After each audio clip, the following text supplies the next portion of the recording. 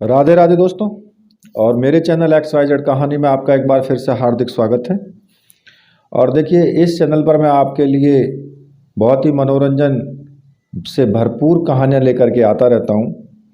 तो आज भी मैं आपके लिए इसी प्रकार की एक कहानी लेकर के आया हूँ। देखिए, आप चैनल को सब्सक्राइब ज़रूर कीजिए और कहानी अगर आपको अच्छी लगे तो फिर उसको लाइक, कमेंट और शेयर ज़रूर करना। देखिए, अगर किसी व्यक्ति के कोई बेटा ना हो तो यह बड़े ही दुख की और शर्म की बात होती है। बहुत दिनों पहले की बात है कि एक बहुत ही अमीर सौदागर बहुत दुखी रहता था, क्योंकि उसके कोई बेटा नहीं था। वह यही सोचता रहता था कि कौन उसका नाम आगे चलाएगा, कौन उसका व्यापार संभालेगा, वह किसको अपना इतना सारा पैसा दे करके जाएगा। ऐसे ही सवाल उसके दिमाग में हमेशा घूमते रहते थे और उसकी नाउम्मीद आत्मा से एक ही दुख भरा जवाब बार बार आता था कि मेरे कोई बेटा नहीं है, मेरे कोई बेटा नहीं है।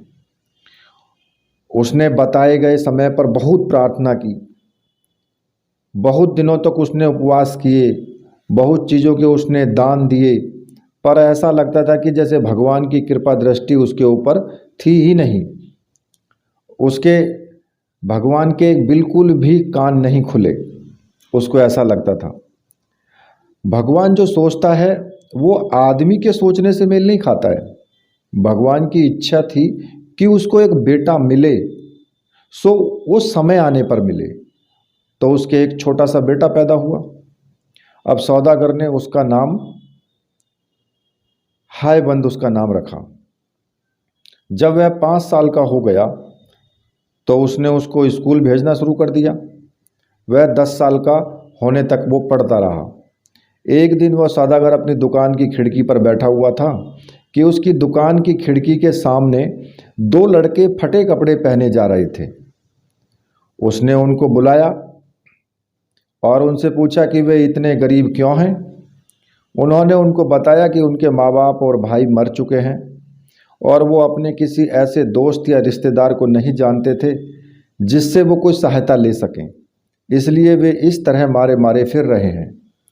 यह सुनकर सौदागर को उन पर दया आ गई और वो उनको ये सोचकर अपने घर ले आया कि उसके बेटे को अच्छा साथ मिल जाएगा और साथ में ही वो उसकी जो अपनी दुकान थी उस पर इधर उधर वो काम कर दिया करेंगे, साथ में ही उसको भी सहायता मिल जाएगी। उसने उनको अपने बेटे के साथ ही पढ़ाया लिखाया भी। अब जैसा कि सभी को पता है कि ये बच्चे उसके लिए बहुत बुरे साबित हुए। बजाय इसके कि वो इसे दयालु मालिक को, अपने प्यारे साथी को धन्यवाद देते या उनकी सहायता करते, उन्होंने उनके खिलाफ जालसाजी करनी शुरू कर दी और उनको बड़ी ही शर्मनाक हालत में डाल दिया। वे सौदागर के बेटे हायबंद के साथ में रोज स्कूल जाते, पर हायबंद तो बड़ी मेहनत से पढ़ता, जैसे कि वह बहुत होशियार हो गया हो। जबकि वो दोनों आलसी थे, लापरवाह थे। सो उन्होंने वहाँ अपने जैसे बच्चों के सिवाय बुराई के और कुछ नहीं सीखा। एक दिन जब वे तीनों सुबह को स्कूल जा रहे थे तो वे शादी के बारे में बात करने लगे। उन दोनों बच्चों ने हायबंद से कहा कि देखो, हमें मालूम है कि तुम्हारी शादी तो जल्दी ही हो जाएगी, क्या तुम अपने पिता से कहकर हमारी शादी नहीं करवा सकते? हायबंद बोला, हाँ हाँ, क्यों नहीं करवा सकता। मैं अपने पिताजी से कहूँगा कि वह तुम्हारी शादी पहले कर दें और बाद में मेरी करें। इसके कुछ समय बाद ही सौदागर ने शादी कराने वाले को कई जगह भेजा कि वो अपने अमीर परिवार की कोई सुंदर सी पढ़ी लिखी होशियार लड़की देख करके आए। अब लड़की देख ली गई और हायबंद की शादी तय हो गई। शादी के कुछ दिन बाद क्या शादी वाले दिन जब सौदागर ने अपने दोस्तों को एक बहुत बड़ी दावत दी और गरीबों को बहुत दान किया, फिर उसने अपने बेटे को राजा जैसे कपड़े पहनाए और उसको दुल्हन के लिए घर भेजा कि भाई शादी होकर के उसके बेटे की आएगी। तो दोनों उन नीच लड़कों ने क्या किया कि उन्हें इस बात का पता लग गया। सो वो उससे पहले ही उसके ससुराल पहुंच गए और दुल्हन के जो माता पिता को उन्होंने जो है बरगलाने की कोशिश की कि भाई हाय बन तो बहुत कुछ पागल सा है और आप किसे अपनी बेटी की शादी करने जा रहे हो। यह सुनकर के वो बहुत दुखी हुई और नाराज हुए। यह बात अगर उनको कुछ पहले पता चल जाती तो उन्होंने जो सगाई तोड़ दी होती। पर अब वो क्या करें, अब तो बहुत देर हो चुकी थी, दूल्हा अपने घर से चल चुका था। ऐसे में वे दोनों लड़के फिर बीच में ही हाय बंद से मिलने के लिए जल्दी से चल करके वापस आए और उसको दवा मिले हुए कुछ फल खाने पर मजबूर किया। उन फलों को खा करके वो बिल्कुल एकदम बेवकूफ़ सा दिखाई देने लगा। इसके बाद वो तुरंत सौदागर के पास गए, उसके घर गए और आंखों में आंसू भर करके बोले कि जैसे कि वे अपनी इस खोज पर बहुत दुखी हों कि वह लड़की जिससे हायबंद की शादी होने जा रही है यह तो एक राक्षसी है और आदमियों को खा जाने वाली है। हायबंद का पिता यह सोच सुनकर के सोच में पड़ गया कि अब वो क्या करे। शादी की घड़ी आ रही है और सब लोग दूल्हे के इंतजार में खड़े थे। जब हायबंद अपनी ससुराल पहुंचा तो उसके सास ससुर ने उसको ठीक से देखा भाला और जब उन्होंने उसको कुछ सोया सोया या खोया खोया और बेवकूफ़ी की हालत में पाया तो उनको लगा कि वे दोनों लड़के सही बोल रहे थे। सो उन्होंने अपनी बेटी देने से इनकार कर दिया। पर वो लड़की जिससे हायबंद की शादी होने वाली थी उसका नाम जोहरा था। वो बहुत होशियार और अक्लमंद थी। उसको लगा कि इसमें इन लोगों को कोई जाल बिछाने की साजिश है। उसने अपने पिता को मजबूर किया कि वह उसकी शादी हायबंद से ही कर दे। उसको पूरा विश्वास था कि हायबंद के पिता इतने सीधे और ईमानदार थे कि उनको बेवकूफ़ बनाना बहुत आसान था। खैर शादी की सारी रस्में पूरी हो गई और दोनों की शादी हो गई। शाम तक जो है उन दवाओं का पूरा असर खत्म हो गया तो हायबंद को जो होश आने लगा, होश में आने पर उसने अपनी पत्नी को पहचान लिया और उसका साथ पाकर के वो बहुत खुश हुआ। कुछ दिन बाद रीति रिवाज के अनुसार हायबंद और उसकी पत्नी अपने घर वापस लौटे। अब रास्ता थोड़ा लंबा था तो उन्होंने उसको 2 बार में पूरा करने का इरादा किया। आधे रास्ते में पहुंच करके उन्होंने एक गांव में रात को रुकने का फैसला कर लिया। अब जोहरा सोने चली तो अचानक उसे याद आया कि वो अपनी सास के लिए कोई ऐसी भेंट नहीं लाई। पर अब वो क्या करे, ससुराल में खाली हाथ जाना भी तो ठीक नहीं था। वह बहुत दुखी थी। पर फिर किसी तरह उसे नींद आ गई और जब वो सो रही थी तो उसने सपने में देखा कि एक बहुत बड़ा गुणी सा आदमी उसकी तरफ आ रहा है और उसके पास आकर के वो बोला, ओ भली लड़की, तू दुखी मत हो, तू नदी के पास जा, वहाँ तुझे एक लाश पानी पर तैरती मिल जाएगी जिसकी वहाँ पर एक बहुत कीमती ब्रेसलेट है। तो उस लाश को पुकारना तो वो तेरा कहा मानेगी और तेरे पास आ जाएगी। तो उसका ब्रेसलेट उतार लेना और अपनी सास को दे देना। यह अजीब सा सपना देखकर उसकी आंख खुल गई। वह तुरंत उठी और नदी की तरफ चल दी। वहां जाकर उसने देखा कि उसे थोड़ी दूरी पर एक लाश तैर रही थी। उसने उसको पुकारा तो वह उसके पास आ गई। उसने उसके हाथ से ब्रेसलेट उतारा और अपने घर आकर के वो सो गई। सिवाय उन दोनों नीच लड़कों की नीचता के ये सब कुछ ठीक चल रहा था, पर उन्होंने यह सब कुछ देख लिया था और यही था जो वो चाहते थे। उनको बस किसी भेड़ का खून नदी की तरफ जाने वाले रास्ते पर और नदी के किनारे पर छिड़कना था और फिर भागकर अपने मालिक सौदागर के पास उसको यह बताने जाना था कि उनकी बहू किस तरह से बर्ताव कर रही है। उन्होंने ऐसा ही किया। सौदागर तुरंत ही उनके पीछे पीछे भागा आया। जब उसने खून के निशान देखे तो वो ऐसे रो पड़ा जैसे कोई मरने वाला रोता है।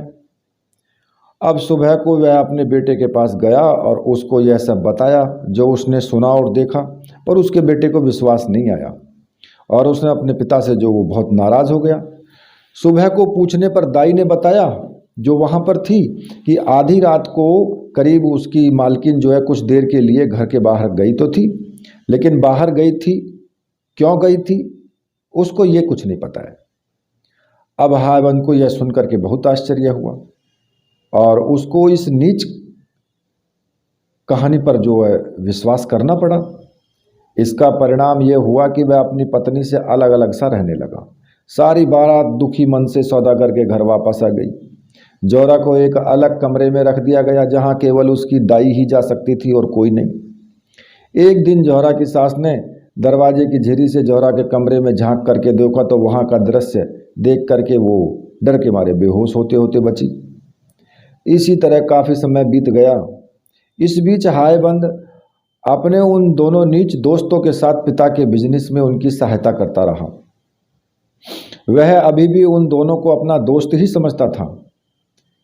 एक दिन सौदागर ने उन तीनों को एक छोटे से व्यापार के लिए शहर से बाहर भेजा। उसने ऐसा इसलिए किया था क्योंकि उसने देखा कि हायबंद अपनी पत्नी के लिए बहुत दुखी था, तो उसने सोचा कि इससे शायद इसका मन कुछ बदल जाए। तो तीनों नौजवान अपनी यात्रा पर चल दिए। वो कई मील चले कि हायबंद को अचानक याद आया कि वो अपने हिसाब की कॉपी तो घर ही भूल गया है। वह उनको लेने के लिए घर वापस लौटा और अपने दोस्तों से वादा किया उनसे कि वह शाम तक वो लौट करके उनको पकड़ लेगा। अब ये हिसाब की कापियां जो थी वो जौहरा के कमरे में ही रखी हुई थी। ठीक है। अब वो जैसे ही लौट करके आया और वो तुरंत जो है वो जौहरा के कमरे की तरफ दौड़ा। वहाँ उसने अपनी पत्नी को देखा। वह दुखी होने पर भी बहुत सुंदर दिखाई दे रही थी, बहुत अच्छी और बहुत प्यारी। हायबंद ने अपने आप को नहीं रोक सका। उसने उसको अपनी तरफ खींचकर गले से लगा लिया और चूम लिया। वह उसके बाद पास जो है छिपकर 1 महीने तक रहा और फिर वहाँ से यह देखने के लिए अपने साथियों के उनके दोस्तों के पास चल पड़ा कि उनका और उनके सामान का क्या हुआ। उसने उनको पहले पड़ाव पर ही पाया जहाँ उसने उनसे मिलने का वादा किया था। वे वहाँ से कहीं गए भी नहीं और ना ही कोई चीज़ उन्होंने बेची थी। वे तो बस वहाँ खा पीकर और जुआ खेलकर आनंद मना रहे थे। हायबंद ने जब यह देखा तो वह बहुत नाराज हुआ। उसने उन दोनों को बहुत डांटा और वहाँ से अकेले ही व्यापार करने के लिए चल पड़ा। वे दोनों जो है घर वापस लौट आए। अब ये दोनों भी हायबंद से बहुत नाराज थे, सो उन्होंने उसके साथ चाल चलने की कोई सोची। इन दोनों ने एक फकीर का वेश रखा और घर के सौदागर के घर पहुँचे। वहाँ जाकर बोले, आप समय रहते संभल जाइए, आपके घर में एक राक्षसी है जिसको बच्चे की आशा हो गई है। उसका चरित्र ठीक नहीं है। भगवान के लिए अपने लिए आप उसको घर से बाहर निकाल दीजिए, कहीं ऐसा ना हो कि वह आपके घर को और आसपास के लोगों को बर्बाद कर दे। यह कहकर वो वहाँ से चले गए। अब हम केवल सोच ही सकते हैं कि जब सौदागर और उसकी पत्नी ने फकीरों के मुंह से ऐसी बात सुनी तो उनका उन पर उस वक्त जो क्या हाल हुआ होगा, कितना बुरा असर हुआ। यह सुनकर तो वो चैन से बैठ ही नहीं सकते थे जब तक उन्होंने इस बात की सच्चाई का पता नहीं कर लिया। उन्होंने अपना पूरा घर छान मारा, घर की हर स्त्री से पूछा कि जैसा कि फकीरों ने उनसे कहा है कि उसको पेट में कुछ बच्चा है जौहरा को, तो वैसा कुछ भी नहीं पाया। तब वे इस सच्चाई का पता लगाने के लिए खुद जौहरा के पास गए। वहाँ उनको पता चला कि वाकई उसको बच्चा जो है पेट में है। तो उसने उनको बहुत समझाने की कोशिश की कि वो कोई राक्षसी नहीं है बल्कि एक गुणवती स्त्री है, पर सब बेकार था। सौदागर ने अपने दीवान को बुला भेजा और उसने उसको सजा देने के लिए कहा। अब सजा के लिए उसको जंगल में ले जाना था जहां उसका सर काट देना था, और ऐसा ही हुआ। जंगल पहुंचकर उसने अपनी सजा देने वालों से प्रार्थना की कि वही वो उस पर दया करें। वो बोली कि आप लोग इतने बेरहम और अन्याय नहीं हो सकते कि आप एक सीधी सादी स्त्री का कत्ल करें। मैंने ऐसा कुछ भी नहीं किया है जिसके लिए मुझे मौत की सज़ा मिले, और न आप मेरे खिलाफ कुछ साबित कर सकते हैं। क्या अब भी आप मेरा कत्ल करेंगे? वे बोले, हम क्या करें, हमें ऐसा ही हुक्म मिला है। इस पर जौहरा जो वो ज़मीन पर लेट गई और भगवान से प्रार्थना करने लगी कि हे भगवान, मुझ पर दया कर। तू तो जानता है कि मैंने कोई पाप नहीं किया है, मुझे इस सज़ा से बचा। एक सिपाही आगे बढ़ा और उसने जौहरा को मारने के लिए अपनी तलवार उठाई, तो वो उसकी तलवार जो लकड़ी की हो गई। तब दूसरे सिपाही ने अपनी तलवार उठाई तो उसका वो हाथ ही नहीं उठा सका। उसको ऐसा लगा जैसे किसी छिपी हुई ताकत ने उसको हाथ से पीछे से बांध दिए हों। इसके बाद तीसरे आदमी ने अपनी तलवार उठाकर आगे बढ़ा तो वो बेहोश होकर गिर पड़ा। इस तरह भगवान ने उस स्त्री की पुकार सुन ली और उन दोनों दोस्तों के नीच इरादों को नाकामयाब कर दिया। जब सिपाहियों ने यह देखा तो उनको विश्वास हो गया कि वो भगवान की इच्छा के खिलाफ काम कर रहे हैं। वे बोले, हम तुम्हें नहीं मारेंगे, पर हम तुमसे प्रार्थना करते हैं कि अब तुम हमें ये बताओ कि हम अपने आप को कैसे बचाएं, क्योंकि जब सौदागर और दीवान साहब को पता चलेगा कि हमने उनका हुक्म नहीं माना और तुम्हें नहीं मारा तो वे हमसे नाराज हो जाएंगे और हमको सजा देंगे। हमारे लिए तो उनका यही हुक्म था कि हम तुम्हें मार दें और तुम्हारा सिर ले जाकर उनको दे दें। अब जोहरा बोली कि आप डरे नहीं। यह कहकर उसने जमीन से कुछ मिट्टी उठाई और उसका एक सिर बनाती हुई बोली, मैं इस मिट्टी का सिर अपने सिर जैसा एक सिर बनाती हूँ। सिर बनाकर उसने भगवान से प्रार्थना की कि वह इसको मांस और खून से बना दे।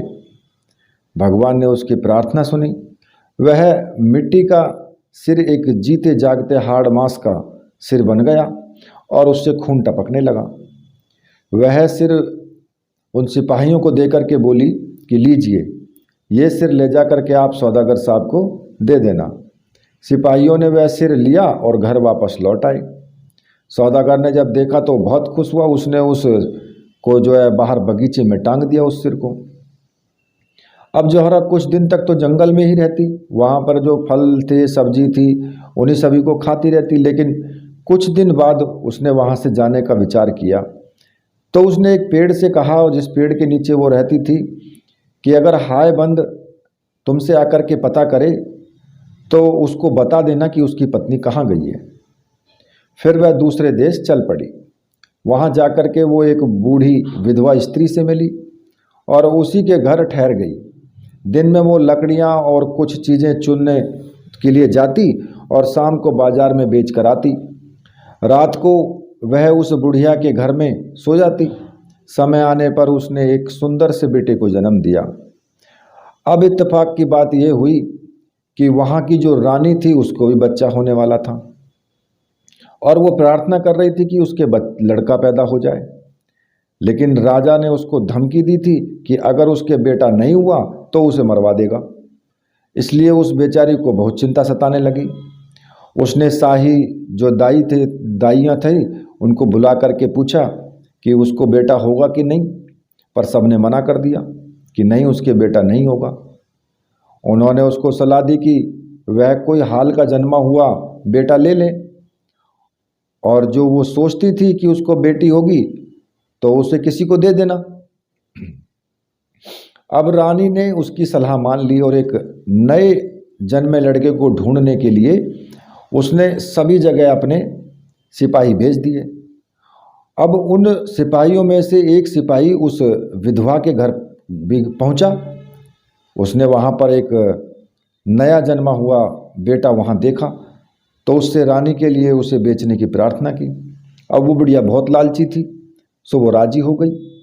उसने उस बच्चे को उस आदमी को दे दिया और वो सिपाही उस बच्चे को रानी के पास ले गया। जब रानी के बच्चा हुआ तब बच्चे के जन्म की खबर फैला दी गई। जब उसको बच्चा मिल गया सारे शहर में खूब खुशियां मनाई गई।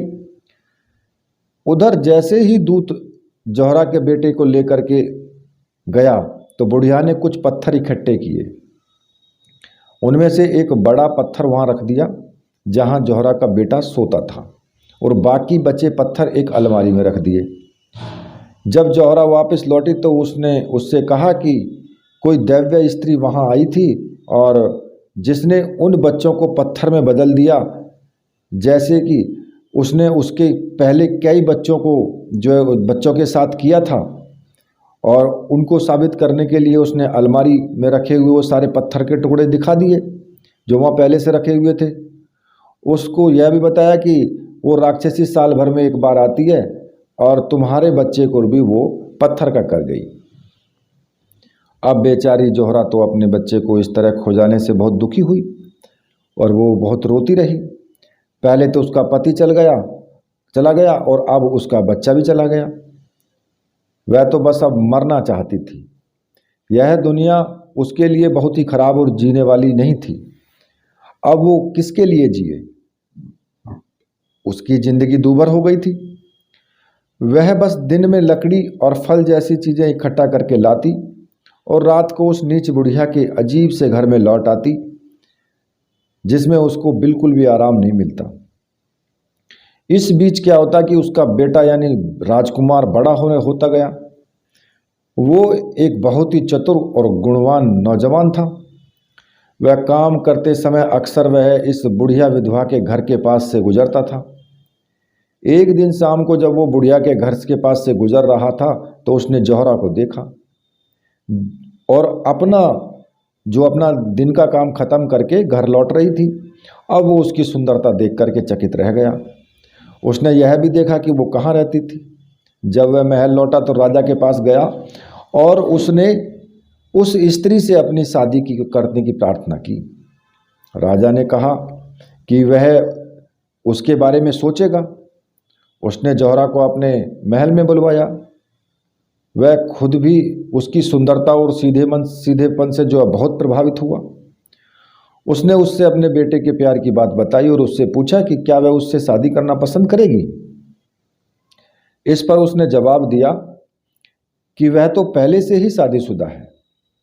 उसको यह भी पता नहीं कि उसका पति जिंदा है या मर गया। फिर वो बोली कि अगर उसको अगले 6 महीने तक अपने पति की कोई खोज खबर कुछ नहीं मिली तो वो राजकुमार से शादी कर लेगी। राजा ने उसकी बात मान ली और इस तरह से मामला कुछ दिनों के लिए टल गया। उस सारे साल और कई साल तक हाय बंद जो तो वो व्यापार के उद्देश्य से दुनिया और देश में वो सब घूमता रहा। आखिर इसी समय के आसपास वह एक बहुत ही अमीर आदमी बन करके अपने घर लौटा। उसने सोचा कि उसको अपनी पत्नी और उसको घर में मिल जाएगी, क्योंकि अब तक तो वो अच्छी साबित हो गई होगी और उसके घर वालों ने उसको स्वीकार कर लिया होगा। पर हम उसके दुख की कल्पना ही कर सकते हैं जब उसको घर आकर ये पता चला होगा कि उसकी पत्नी के साथ क्या हुआ। उसने अपने माता पिता से पूछा कि उसको मारने वाले उसे किधर लेकर के गए थे, कहाँ उन्होंने उसके बेरहम हुक्म का पालन किया होगा। उन्होंने उसको सब बता दिया कि उसने उसी समय अपनी कुछ चीज़ें बांधी और उसी दिशा में चल दिया जहाँ उसको मारने वाले लेकर के गए थे। भगवान की कृपा से क्या हुआ कि वह उसी जंगल में आ पहुँचा जहाँ जोहरा को मारने वाले लेकर के गए थे और उसी पेड़ के पास पहुँच गया जिससे जोहरा अपने पति के बारे में बताने के लिए कह करके गई थी। पेड़ बोला, तुम्हारी पत्नी मरी नहीं है, तुम्हारी पत्नी तो जिंदा है। जो सिर तुम्हारे पिता के पास ले जाया गया था वह तुम्हारी पत्नी का सिर नहीं है। तुम तुरंत ही फला फला देश चले जाओ, वहाँ वह तुम्हें मिल जाएगी जिसे तुम ढूंढ रहे हो, और जाओ, भगवान तुम्हारी रक्षा करे। कुछ दिनों की यात्रा के बाद हायबंद उस देश पहुँच गया और एक सुबह जब वह इस देश के मुख्य शहर के बाहर में घूम रहा था तो उसने कुछ स्त्रियां उस बुढ़िया के घर कुछ सामान ले जाती हुई देखी। उसने उनसे पूछा, यह सामान किसके लिए और इसे तुम लोग लेकर के कहाँ जा रही हो? उनमें से एक स्त्री ने उनको बताया कि वहाँ एक स्त्री रहती है जिसका नाम जोहरा है। उसकी शादी वहाँ के राजकुमार से होने वाली है। वे ये सामान उसी की शादी के लिए लेकर के जा रही हैं क्योंकि वह बहुत गरीब है। इसलिए राजा ने उसकी शादी करने के लिए ये कपड़े और गहने भिजवाए हैं। वह कुछ साल पहले किसी दूसरे देश से यहाँ पर आई थी। यह सुनकर हायबंद ने उस स्त्री को अपना नाम लिखी एक अंगूठी दी और उससे प्रार्थना की कि वह उसे उसको दे दे। वह उसके साथ उसके घर के दरवाजे तक जाएगा और बाहर उसके जवाब का इंतजार करेगा। उस स्त्री ने ऐसा ही किया। जोहरा ने तुरंत ही हायबंद की अंगूठी पहचान ली। वह दौड़ी दौड़ी बाहर आई और बहुत दिनों से खोए हुए अपने पति से मिली। यह खबर तुरंत ही महल भेज दी गई कि उसको उसका पति मिल गया है। राजा यह सब सुनकर के बहुत नाउम्मीद हुआ, पर राजकुमार तो बिल्कुल पागल सा ही हो गया। वह अपने पागलपन में दौड़ा दौड़ा ज़ोहरा के घर पहुंचा और उसने पूरी कोशिश की कि वह उसके साथ महल चले, पर जैसे ही ज़ोहरा ने उसे देखा तो वह उसको तुरंत पहचान गई कि वह उसका बेटा है। सब कुछ साबित हो गया। रानी ने स्वीकार कर लिया कि वह उसका बेटा नहीं है। बूढ़ी विधवा ने भी स्वीकार कर लिया कि वह बच्चा उसने राजा के आदमियों को बेचा था, और उस दूत ने भी स्वीकार कर लिया कि वह राजकुमार को बुढ़िया के घर से खरीद करके ले गया था। पर इन सब के अलावा जो सबसे बड़ी बात थी वो ये थी कि राजकुमार की शक्ल अपने माता पिता से बहुत मिलती थी। राजा ने जब यह सुना तो बहुत क्रोधित हुआ और उसने तुरंत ही अपनी रानी को देश निकाला दे दिया और बूढ़ी विधवा को मरवा दिया। हायबंद और उसकी पत्नी अपनी बेटे के साथ अपने देश वापस लौट आए और वहाँ पर आकर के उन्होंने क्या किया, अपने पिता को सारी बातें बताई और उन दोनों नीच करतूतों के बारे में भी बताया कि इन दोनों की नीचता के कारण ऐसा हुआ है। सौदागर ने उनको मार मार करके घर से बाहर निकाल दिया, भगा दिया वहाँ से। और अब ज़ोहरा और हायबंद वो अपने घर पर खुशी खुशी से रहने लगे। तो देखिए दोस्तों, ये कहानी आपको कैसी लगी? देखिए, ये कहानी अगर आपको अच्छी लगी तो आप चैनल को सब्सक्राइब ज़रूर कीजिए। इसी के साथ मैं आपसे विदा लेता हूँ। मेरे साथ बोलिए राधे राधे।